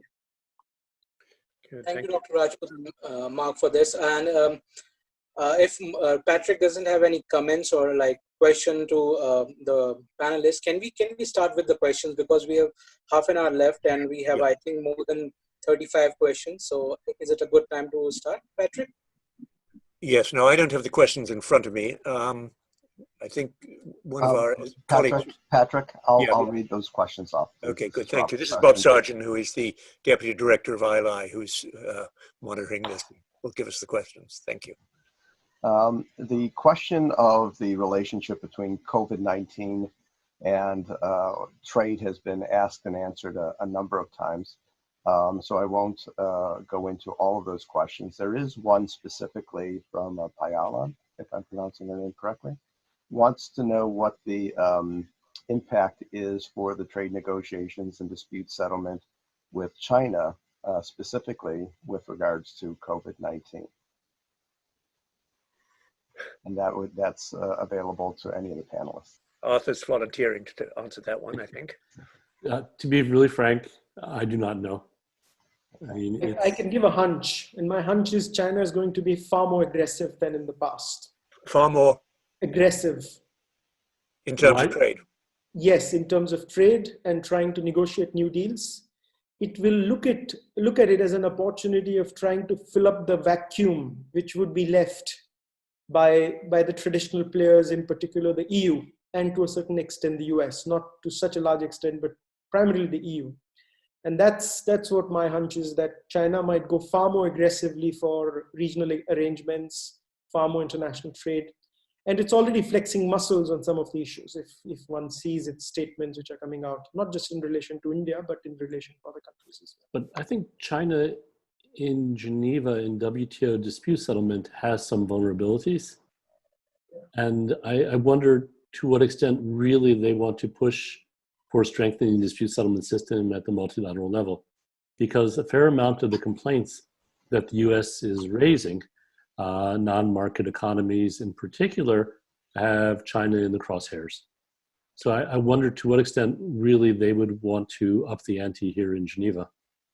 I think it's interesting that China was one of the early participants with the EU and Canada on this alternative dispute settlement. I think that, to me, that was encouraging that China was playing a role in trying to come up with some alternative rather than sitting back and waiting. It may not have had vital, interests at stake, and I don't have necessarily great insights on that.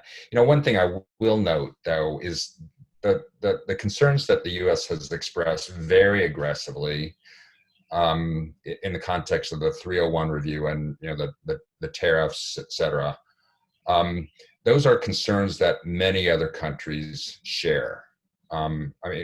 India is a great example, perhaps not on all of those issues, certainly in terms of subsidies to state-owned enterprises, where India's been overwhelmed by imports from China. So there's been this trilateral process, U.S., European Union, and Japan, frankly, I wish they'd get their act together sooner than later and start to try to move forward with that, with concrete ideas in that initiative, and recruit other countries in the WTO, and then have a dynamic in the WTO about are these issues that need to be addressed multilaterally. Eventually you've got to get China to the negotiating table, but that would make things, I think, much more interesting, and perhaps would be a more effective approach, certainly a complementary approach to unilateral U.S. action. Just really quickly on COVID-19, the one thing I would highlight is that there are many voices in the United States right now asking the administration to provide more exemptions to the 301 tariffs to deal with the crisis. These are tariffs against China, just to make sure everybody understands. Tariffs against China, to at least allow for deferral of payment of duties because of the economic situation. So, without expressing a view personally on that, that definitely is a point that many stakeholders in the United States are pressing right now. Just a quick follow-up on that. The 301 tariffs against China, is there any question that those are illegal under WTO rules because they're not based on a dispute settlement finding? I mean, how can they be justified? I think it all depends on, it would be hard. I think it all, and Arthur, I defer frankly to Arthur on this. I think it all depends on if, it's, some of these issues are outside of current WTO rules. Yeah, some of them are, and but then again, just. But if the U.S. is applying tariffs in a discriminatory, they're breaking bindings. Yeah, and MFN with respect to China. So going back to their historical unilateral approach, which the round was supposed to end. But does the U.S. try to justify it? Is the USTR trying to justify it, or they just say, "Hey, we're doing this"? Well, that's still to play out, I think. Yeah. Okay. For a second question, which is a little bit off topic, but we'll discuss it because it has, I suppose, importance for the future, is we have a question on your views on blockchain technology and cryptocurrencies with regards to the WTO. If this is not applicable for the panel, just let me know. I don't understand blockchain, so I'm certainly not qualified to answer this question. Anybody want to go, or should we defer that to the next webinar? We'll push forward then. The next negotiation on financial services, perhaps. Yeah, exactly. One step at a time, and I don't know that it's ready to tackle those issues at this point in time. Or digital trade, maybe. Yeah, maybe. The e-commerce plurilateral, I don't think it's venturing much, if at all, into those issues, but it might play around the edges of some of those issues. So, like Aniruddha notes, there's the whole digital trade space. That's growing in importance, and I think is going to be a growing area of trade negotiation in the future. Yeah. This question goes to Dr. Rajput, and I'll summarize the question, which goes back to the leadership of the WTO issue that you had raised prior. But the question is, many members have attributed the inability of the WTO members to collectively reach compromise over the new rules and trade liberalizations due to differing priorities for reform and market opening among developing countries and emerging markets. The question is, to what extent are emerging markets such as Brazil, China, India, and Russia, with significant economic clout, willing to take on the leadership role in the WTO? Thanks for the question. What seems to be happening, at least at the WTO, is on some issues they function as a bloc and some they don't, and which really depends on their interests. But what could be a future, although there isn't much discussion on that at the moment, but there could be some effort to have some sort of a trade deal between them, because we don't have it at the moment. What we do have, and I think which is quite unprecedented, is trying to have a bank, which is a big move in terms of, if not a direct integration, but some sort of integration. But there's a lot of work yet to be done in terms of how the BRICS are going to play out in the future. Maybe, although ideally they should get together and lead, but I think their interests are so diverse when it comes to the WTO. But it's possible they might reflect on something having within themselves at the regional level, because there seems to be greater attraction amongst the leadership on those issues. But then again, it all depends on how well these economies are going to perform in the coming future, because not all of them are as rising as they were maybe a few years back when this whole term BRICS was coined. So there are a lot of undertones to that as well. Thank you. Arthur? Part of that question, I think, comes to the question of what do we mean by leadership roles? Do we mean that the diplomats assert common positions, or that they're being listened to? Because the Director General is Brazilian, appellate body judge is Chinese, India has been well represented on the appellate body. Russia hasn't assumed that much of a leadership role in negotiations or in the Secretariat. But what kind of leadership role are we really anticipating? Is there a common developing country view or BRICS view? Probably not. China and Brazil are probably, well, China's Brazil's largest trading partner, but what does that really mean for leadership at the WTO? The question itself raises other very complicated questions, I think. You know, it does, and just to get a little provocative, and I'm wary about doing that. You know, it's one reason that the Doha round fell apart was on the fundamental question of market access and tariffs. And you know, there's tariffs on industrial goods with schedules and bindings, and tariffs in the ag space where you've got a bit more potential for trade-offs in terms of domestic support and tariffs. But you know, this is, I think, something Bob Lighthizer gets very agitated about. In terms of tariffs, there's not a lot that the U.S. can give on. Its bindings are so low, and I think from his perspective, the U.S. probably gave too much in past rounds, and it's, you know, as a consequence, it made it very difficult to negotiate on market access during the Doha round. So, getting to a point that Aniruddha raised about India, and you know, I think this is true of some of the other countries, whether it's a rule taker or rule giver, and frankly, I've been in plenty of negotiations with India in the WTO in which it wasn't strictly taking. You know, it was quite assertive in presenting its views on issues. But what I'd like to emphasize is that negotiation itself and commitments necessarily require a give and take.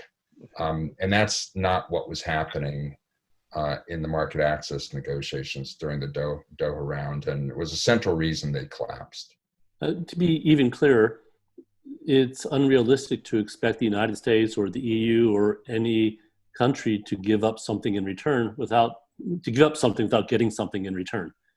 And this is part of the problem, I think, in the Doha round and in the future. Well, part of the problem, I think, and Mark, again, you were involved, but in the Doha round, the tariff cuts were from bound rates, not applied rates, and the same was true with services. So in fact, although the bound rate might come down, it would have had actually no practical impact on market access because they weren't below the applied rates. Was that generally? That was one big issue. It wasn't. I mean, that was a huge issue, but it wasn't the only issue. I mean, No, I realize that, but I mean, that was the negotiations were fraught with challenges and complicated formulas, and you know, I never felt comfortable with understanding the Swiss formula. And you know. Arthur can do that, but I don't think we need to. Yeah, no, that would be really boring. Yeah, exactly. Let me go back to, if I may just interrupt, the question of what would a Biden administration, what would their position be on trade? I don't think they've come out with much yet, the Biden team, but I mean, I think the assumption is that they would be more internationally minded. We know that basically the current administration doesn't like multilateral organizations. It pulls out of them. And I think have not even attempted to apply a leadership role in the WTO. Will the Biden administration, have we lost all credibility? Will the Biden administration try to take a leadership role? Will they be more involved? Will they try to work out the problems on dispute settlement? What do people think? I'm happy to go first. I do think, in fact, I was noting this recently in an interview with ORF. I do think that the Trump administration clearly has been comfortable with more unilateral approaches and not funneling everything through the WTO, and the president himself expressing a sense of grievance associated with the WTO.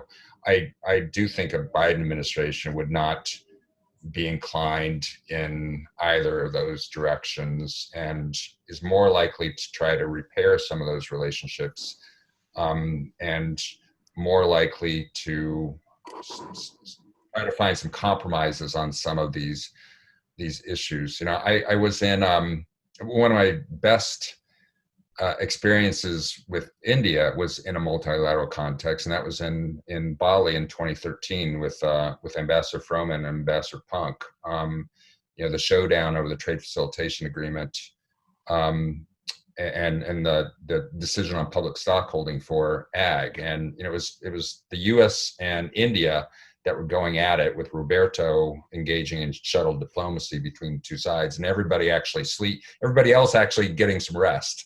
And you know, ultimately it all came together, and it was a magnificent result, and I think a good exercise in the US and India being able to come together, and that was a demonstration, in my perspective, of top US senior leadership showing leadership in the organization, to find a means to compromise in that context. And you know, I just think that there's going to be more of an inclination to work with others, certainly in a WTO context. I agree with Mark, but I would go one step further. I would say that a Biden administration would probably try to restore international leadership, at least the U.S. role in international leadership. We would probably get back involved in the Paris process for environment. It certainly would have much more of an environmental focus, because many of the young Democrats have an environmental focus. It would certainly be interested in protecting organized labor and labor interests. And I believe it would play more of a leadership role in the WTO, but also in other multilateral institutions. The US historically has done very well when it wields its soft power capably. And I think a Biden administration would probably try to restore the balance in that regard. If I can continue with some of the questions. We have a question for Dr. Rajput. I'm going to ask Arthur if you could also provide some discussion on this. Are there any effective workarounds, I suppose, to the appellate body blockage? Is there any other options available to provide for an appellate system? Arthur has already touched upon the EU proposal, which is floating around. And I think there are quite a few proposals floating around in any event. It's quite difficult, I suppose, to guess at the moment which one will sail through, because there's one of trying to replace the appellate body with the arbitration proceedings, or trying to have an agreement of treating the panel report as final, which I think was worked out quite well in the case of Indonesia. But we're not sure as to how successful that mechanism would be, or there are some suggestions about the plurilateral arrangement, maybe without the US, of trying to functionalize and operationalize the appellate body. So there are quite a few proposals floating around, but probably Arthur will be in a better position to tell us if any of them is getting traction in the field. Arthur, can I ask a question to you on this, and you can perhaps weave this into your answer. What I don't understand, I've read the agreement or whatever, the document, and the parties agree, anybody who takes part in this Article 25, they agree to be bound by the decision of the arbitration. How is the decision then enforced? Does it go back to the WTO for panel enforcement, assessment of damages? Do we know how that's going to work? Yeah, I do not know how it would work in practice, so I can't answer that question, which is a hard thing for a lawyer to say. The fact of the matter, and I think we need to be conscious of it, that most trade disputes are resolved bilaterally. And we're talking about a small number of disputes that do reach the appellate body stage. So this is a crisis that can endure, I think, until the US election. And I think that is a positive step. But in terms of how the EU proposal would work, I'm not sure. One thing that's very clear, and it's something Patrick and I have talked about before, it would require one of the 40 countries involved to also be a member of this agreement. So it would be a dispute between Brazil and the EU, or China and the EU, or whatever. So it is a limited number of countries that would fall under the arbitration rules. But how enforcement would work in practice, I do not know. Yeah, I looked at some of the numbers, and I worked out that of the 16 or 17 countries, plus to the EU, of course, so it's about 40, that since 1995, there have been about 60 cases in the WTO between two of those countries. So in other words, 60 cases which would have gone to arbitration under the new approach. If you add countries like India and Argentina and Thailand and Indonesia, you get about another 50. So that would be about 100 out of 600 cases. So it's a relatively small proportion of cases which will be covered by this, possibly 20%. Because of course the fact is the United States is involved in, I think, more than half the cases, either as a complainant or respondent. So I mean, it would have some utility, but certainly not a panacea. I'm going to ask a slightly follow-up question for Dr. Rajput. Do you think that ad hoc dispute settlement clauses under FTAs or mega FTAs are the future of trade dispute settlement, or would that be solved by multilateral courts? Well, if we don't have the appellate body functioning soon, the only option that the states would have, apart from trying to resolve their disputes bilaterally, to take them to the dispute resolution mechanism under the FTA. So that's probably the only binding dispute resolution alternative that one can conceive of. I think there was another question which was asked, and I think I'll right away jump on that as well, because it's in relation to this, is assuming we end up in a situation that these disputes are being taken to these tribunals, what about consistency? Should we be caring about it? Mm. And I think consistency is a very important factor. Rather, that's one of the most attractive feature of the dispute resolution process of the WTO, and Article 3.2 of DSU specifically assures it, because you can't have in trade disputes inconsistency in decision making. Consistency, clarity is fundamental and critical. And what we do see often from the experience of ad hoc arbitrations is consistency is in the lacking, which is also because there are multiple arbitrators who come from different backgrounds and look at issues very differently than, let's say, an appellate body, which is a group and which is closely tied and ensures that there is a certain amount of consistency. Consistency is a critical factor and would remain an attractive feature of the WTO, which FTAs won't be able to provide.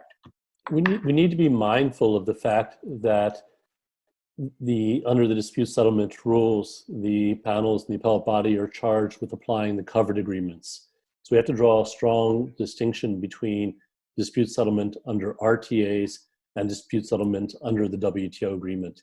The appellate body can only apply the covered agreements, the only possible entry point is probably under 31(3)(c) of the Vienna Convention in terms of who is a party to a multilateral agreement. And that would only apply when we're interpreting the WTO agreement. I think so sorry, go ahead. There is a clear line that we have to be mindful of. I think it's also fair to say that dispute settlement under FTAs is very variable. I mean, under the NAFTA, 20 years of NAFTA, there were 3 cases taken to dispute settlement under NAFTA because there was a problem in a case Mexico wanted to bring against the United States on sugar. The United States refused to appoint an arbitrator, I think, and that's one of the problems, that there's not a default in many of the agreements. I don't know what your experience is, Aniruddha, but yes, and I think I'm glad you pointed that out. Although there wasn't state-to-state arbitration, there were around 3 arbitrations which were conducted by foreign investors.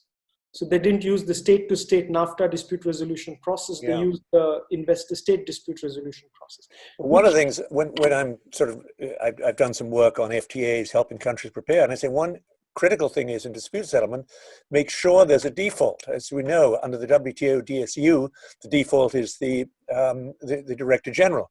And funnily enough, in some of the ASEAN trade agreements, the default judgment is made by, guess who? The Director General of the WTO. And I always wonder whether they actually asked him whether he'd be willing to do it, or they just put him in, as long as there's somebody as a default, if the parties can't agree to arbitrators. Yes, I think, sorry, yeah. No, please go ahead. No, I do feel that seems to be coming from the experience of what happens in most of these investment treaty provisions. They simply say it's the President of the International Court of Justice or the President of the PCA. So it's better to have some institution than not to have anybody. That seems to be probably the driving factor of having an appointing authority. Yeah. And I'm sure that the Director General of the WTO would be more than pleased to put on somebody on one of these arbitration panels. I would love to know whether he was asked. But it is a common provision. It's something we do see. Yeah. Dr. Rajput, I'm going to ask another question of you if I can. Yes. This is from KJ. There has been a FDI policy change in India to address the possibility of China to have increased amount of control over the stocks in the economy. Is there a possibility of the WTO to intervene with the conflict of interest between China and India due to this change in policy? Can WTO interfere with the economic responsibility claim made by India towards China at ICJ? Well, now this is trying to sort of step out of the trade domain and get into the ICJ, but right. There's no compulsory dispute resolution compromissory clause under Article 36(2) of the statute by China, or I think there is one, but it has a lot of exclusion. India has one, but I don't think that anybody would be interested in taking trade issues to the International Court of Justice. They're far too complicated for the court. Neither the court is equipped, nor do they have the appropriate structure, let's say, like the appellate body. So it's definitely not going there. Would it go to the appellate body? I think we had an interesting discussion on one of our preparatory meetings, if that will ever happen. But that can happen if there is an appellate body functioning. And the question then would not be as abstract as can the WTO interfere in internal decision making of India. The question wouldn't be that abstract. It would be whether it breaches the agreement on trade related investment measures. So it would be very specific. It won't be as abstract as that. And then there would be whether India can raise an exception under GATT Article 20 or maybe under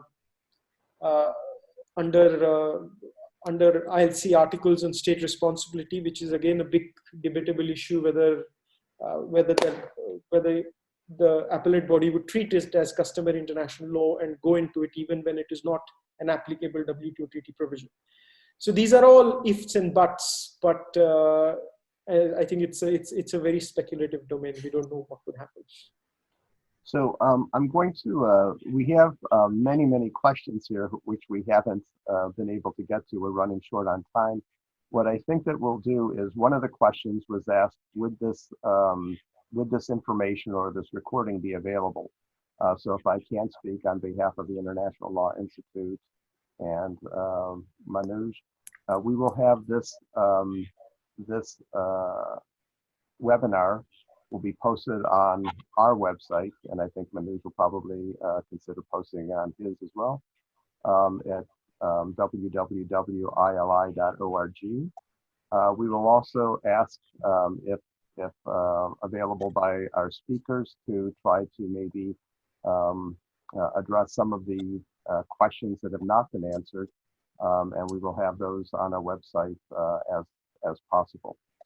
So with that, we'll conclude because we're technically out of time. So Manoj, I will hand it back over to you at this point. Sure. Thanks, Robert. So I believe, like, after all this important discussion, in these difficult times, I think apart from COVID or Corona disease, the hot topic is multilateralism. Whether it's getting successful, it's failing, and what are the challenges it's facing. And I see multilateralism, though it covers a lot of topics, but I see multilateralism in three important areas. One is trade, international trade. Secondly, climate change issues. And thirdly, which is very current, is public health. So I think, and we also did a webinar on 16th April about multilateralism and the rise of nationalistic era. So I think trade is one of the very important aspects when we look at these issues.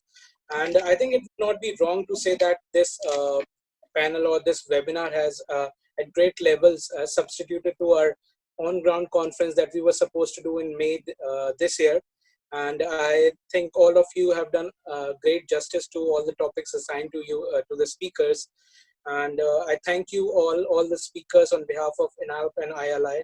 I would also like to thank the wonderful audience for making this webinar intriguing and interesting. I would like to thank the teams of INALP and ILI, both in India and Washington, D.C., on the logistical and this technological front, helping us in that. In particular, I would like to thank Mr. Robert Sargent, the Deputy Director of ILI, who was very instrumental in putting this up. So last comments, like INALP and ILI got into partnership to provide various capacity building programs, courses, webinars, conferences, whatever possible to the law, business and trade professionals of India. Earlier this year, we did a 2-day international arbitration certificate training program in New Delhi and Hyderabad, and we trained around 150 professionals in both the cities, high level and mid-career professionals, and also some academicians. So we'll be coming up with more programs, and we are coming up with next webinar on force majeure and contract disputes as a consideration of COVID-19. And the timings and date will be announced soon on, so keep an eye on our website and social media portals. As Robert said, that these will be posted, this webinar will be posted on our websites. So please share with your colleagues whosoever think it will be interesting. In the end, I would like to wish you all good health, your family a good health, and stay safe. Thank you so much for being with us. Thank you. Manoj, again, on behalf of ILI, I just want to thank you again for allowing us to participate in this. It's been wonderfully organized at your end, and I hope this is our first collaboration. I hope it won't be the last. Well, I know it won't because we've got the force majeure one, but I hope in the trade area we'll have other opportunities, either in person or, and I have to say the technology worked very, very well. Thanks to Gorgon from ILI. Thank you. Thanks. Okay. Thank you. Thank you, Bye-bye, everyone. everybody. Weekend ahead.